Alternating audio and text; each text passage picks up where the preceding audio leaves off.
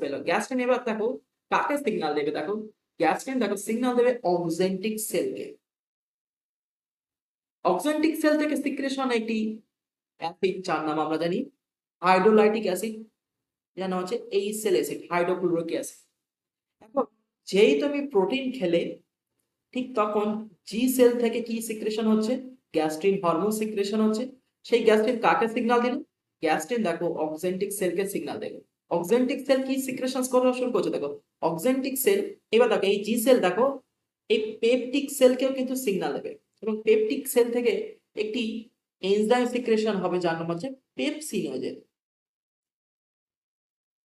Pepsinogen, এই pepsinogen এ কিন্তু inactive ফর্মে কিন্তু থাকে।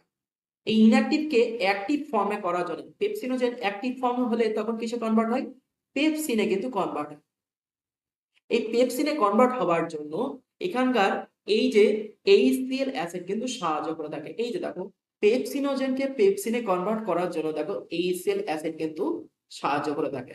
এবার যেই পেপসিন সিক্রেশন হয়ে গেল, পেপসিন হচ্ছে প্রো এনজাইম, এ কিন্তু বাকি সব এনজাইম গুলোকে কিন্তু অ্যাক্টিভ করার জন্য কিন্তু সাহায্য করছে। দেখো দেখো প্রোটিনকে দেখো, দেখো প্রোটিনকে দেখো কিসে ভাঙছে, দেখো পেপসিন পেপটোনে কিন্তু কনভার্ট করে দিল। আবার দেখো প্রোরেনিনকে দেখো রেনিনে কনভার্ট করে দেয়। এই প্রোরেনিন আমাদের দেখো 5 থেকে